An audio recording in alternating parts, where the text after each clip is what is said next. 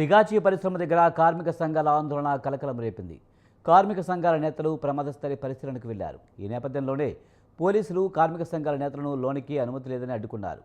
మరోవైపు ప్రమాద స్థలిని పరిశీలిస్తామని కార్మిక సంఘాల నేతలు పట్టుబడుతున్నారు. ఇప్పటివరకు ఆ కార్మికులకి ఎవరిచ్చారు డబ్బులు? ఇప్పుడు ఇక్కడ ఉన్నటువంటి కార్మిక సంఘాలం మేము సహాయక చర్యలు చేస్తున్నాం. ఈ ప్రాంతంలో ఎవరికి కార్మికుడికి జరిగే న్యాయం మీద కార్మిక సంఘాలుగా మేము గొంతు దింపుతున్నాం. 8 గంటల పనిదినం కావాలని కొట్లాడుతున్నాం. కార్మిక చట్టాలు కావాలని చెప్తున్నాం. ఈ ఫ్యాక్టరీ ఇన్స్పెక్టర్ వచ్చి ఫ్యాక్టరీ ఇన్స్పెక్టర్లు ఇన్స్పెక్షన్ చేయాలని కోరుతున్నాం. జాయింట్ ఇన్స్పెక్షన్ జరగాలని చెప్తున్నాం.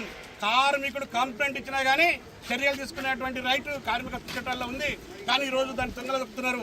ఈ ప్రాంతంలో ఉన్నటువంటి వలస కార్మికుల కోసం మా కార్మిక సంఘాలు కొట్లాడుతున్నాయి. ఈ ప్రాంతంలో ఉన్నటువంటి 8 గంటల పనిదినం అమలు చేయనటువంటి వారి మీద అమలు చేయాలని చెప్పి 10 గంటలు 12 గంటలు పని చేసేటువంటి మీద కొట్లాడుతున్నాయి. ఎక్కడ ప్రమాదం జరిగితే నష్టపరిహారం ఇస్తున్నాయి. ఈరోజు కేంద్రంలో బీజేపీ ప్రభుత్వం కేంద్ర ప్రభుత్వం ₹1,00,000 ఇచ్చి చేతులు దులుపుకుంది. రాష్ట్ర ప్రభుత్వం ₹1,00,00,000 ఇప్పిస్తామని ఆదేశాలు ఇచ్చింది. ఇప్పటివరకు ఆ కార్మికులకి ఎవరిచ్చారు డబ్బులు? ఇప్పుడు ఇక్కడ ఉన్నటువంటి కార్మిక సంఘాలం మేము సహాయక చర్యలు చేస్తున్నాం. ఈ ప్రాంతంలో ఎవరికి కార్మికుడికి జరిగే న్యాయం మీద కార్మిక సంఘాలుగా మేము గొంతు దింపుతున్నాం.